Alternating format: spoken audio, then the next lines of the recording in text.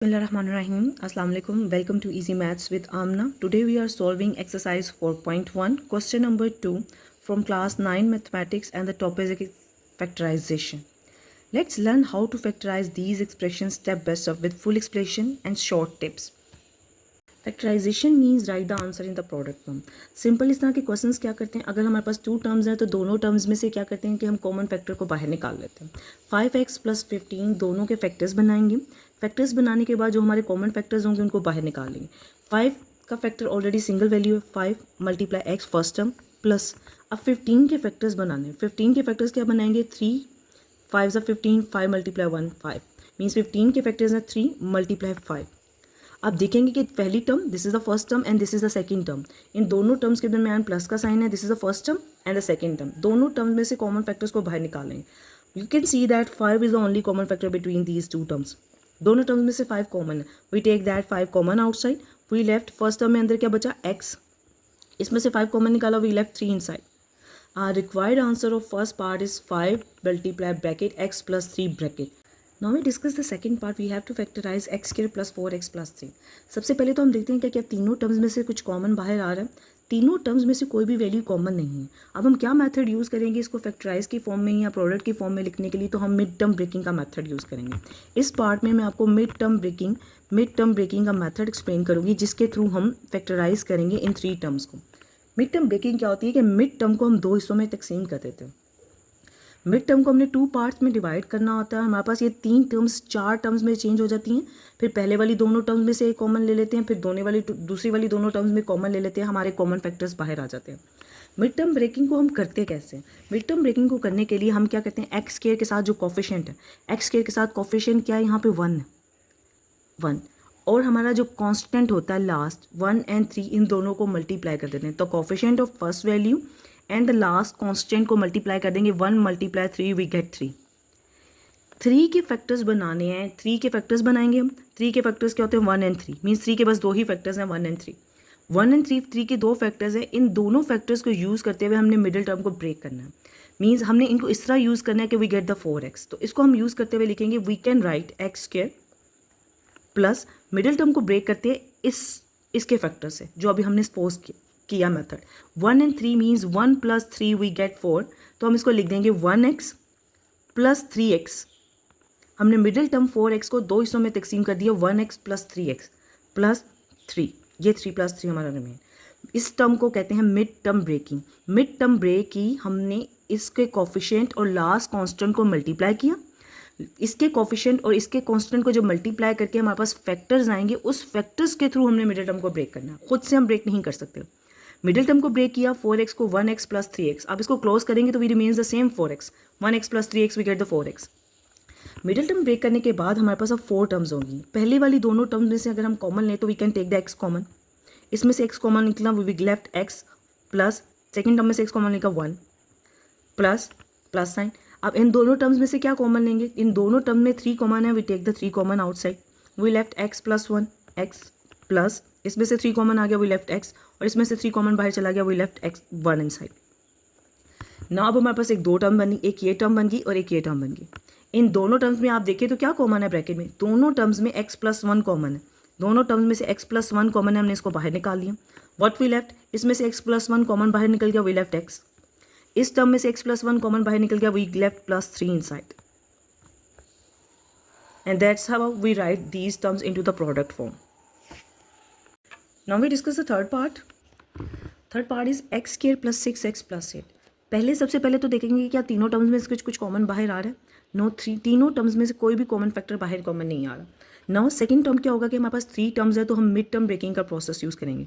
Mid term breaking का process हम कैसे यूज़ करेंगे, सबसे पहले वाली टर्म का कोफिशिएंट 1 एक्स स्क्वायर के साथ 1 है. लास्ट के कांस्टेंट को मल्टीप्लाई कर देंगे. 1 × 8 वी गेट 8. अब हमने 8 के फैक्टर्स बनाने. 8 के फैक्टर्स कैसे बनेंगे, 8 के फैक्टर्स क्या होते हैं, 1 और 8, 2 4 ज़ा 8. 8 के यही फैक्टर्स हैं बस, 1 2 4 एंड 8. पेयर्स में फैक्टर्स बनाए ना, 1 × 8 2 × 4 8. नाउ अब हमने इन फैक्टर्स को यूज़ करते हुए मिड टर्म को ब्रेक करना है. हमने देखना है कि कौन सा पेयर हमें मिड टर्म देता है. हमें second pair 1 + 8 is not giving us the mid term. 2 + 4 + 2 + 4 given us the mid term +6x. तो हम मिड टर्म को ब्रेक करेंगे First term remains same, x square, plus now we break the mid term into 2x plus 4x by using this plus 8. पहले वाली दोनों terms में से हम x को कॉमन बाहर निकाल लेंगे. We get the x common. अंदर क्या बचा? x plus 2. फर्स्ट टर्म में से x कॉमन आ गया, we left x. Second term में से हमने x कॉमन निकाल लिया, वी लेफ्ट 2. प्लस इन दोनों टर्म्स में क्या कॉमन निकाल सकते हैं? हम 4 कॉमन निकाल सकते हैं, बिकॉज इट्स 4 मल्टीप्लाई टू 8. हमने दोनों टर्म्स में से 4 कॉमन निकाल दिया. पहली टर्म में से 4 कॉमन निकला, we get x inside.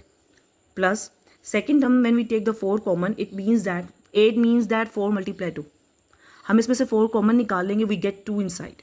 We left 2, then bracket. Now again हमारे पास ये दो टर्म्स आ गई. इन दोनों टर्म्स में से हम x प्लस 2 को कॉमन बाहर निकाल सकते हैं. फर्स्ट टर्म में और सेकंड टर्म दोनों टर्म में x प्लस 2 कॉमन है. Take the x plus 2 common outside, completely inside the bracket. First term में से x प्लस 2 कॉमन निकल गया, what we left? x. When we take the second term x plus 2 common outside, what we left? Only 4. So our required answer is x plus 2 bracket and x plus 4. This is the factorization of this part by using the midterm method. Now we discuss fourth part, x square plus 4x plus 4. हमने factorise करना. इस part को मैं दो method से explain करूँगी. पहले midterm method से, then the square method. midterm method से. मिड टर्म मेथड से कैसे? अभी हमने पिछले पार्ट में डिस्कस किया. मिड टर्म में क्या करते हैं? हम मिडिल टर्म को दो हिस्सों में तकसीम कर देते हैं. बट इसको तकसीम करने के लिए हमें कोई आइडिया चाहिए होता है कि हम किस चीज़ में या किस पॉइंट्स में इसको डिवाइड करें.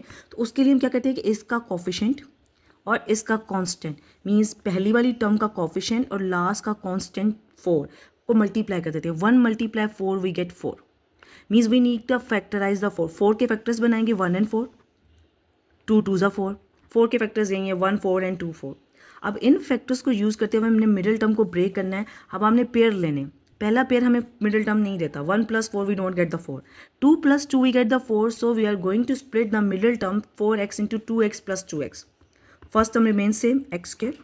Plus second term middle term को हम ब्रेक करेंगे. 4x को according to these pair 2x plus 2x, 2x plus 2x. अब इसको दोबारा ऐड करेंगे तो we get the 4x plus last term 4. No पहले वाली दोनों टर्म्स में क्या कॉमन बाहर आ रहा है? We take the x common, we left. इसमें से x कॉमन ले लिया, x. सेकेंड टर्म में से x कॉमन निकल गया, वी लेफ्ट 2. Plus sign. इन दोनों टर्म्स में से अगर आप 2 कॉमन निकाल दें, 2. इसमें से 2 कॉमन निकल गया, वी x. अब 4 इज 2 मल्टीप्लाई 2. 2 मल्टीप्लाई 2 में से आप 2 को कॉमन निकाल देंगे, we left 2 inside. Again आप इन दोनों टर्म्स में से x प्लस 2 को कॉमन बाहर निकाल दें. We take the x plus 2 common outside. पहले वाली टर्म में से x प्लस 2 कॉमन निकल गया, we left x inside. दूसरी वाली टर्म में से x plus 2 we take the common outside, we left plus 2. This is our required answer. Another method is the perfect square method. Perfect square method क्या है? For example if you remember the formula a plus b square is equal to a square plus 2ab plus b square. इस method में हम क्या करते हैं कि इस पूरी वाली टर्म को इस शेप में बना देते हैं. इस शेप में चेंज करने के बाद उसको बाद में हम क्लोज करके इस फॉर्मेशन में लिख देते हैं. पहले मैं इस टर्म को लेती हूँ और इस शेप में चेंज करती हूँ. पहली टर्म क्या थी? X square. इसको स्क्वायर की फॉर्म में ए स्क्वायर प्लस, फिर मैं लास्ट टर्म लेती हूँ 4 प्लस 4. 4 क्या है हमारे पास? 2 का स्क्वायर. 4 को मैंने मेंशन कर दिया 2 स्क्वायर. मिडिल टर्म हमारी क्या होनी चाहिए? 2ab. 2 what is the value of A value क्या है हमारे पास? x. b की वैल्यू क्या है हमारे पास? 2, जो अभी हमने कैलकुलेट की. ये हमारा फार्मूला बन गया a square plus 2ab plus b square.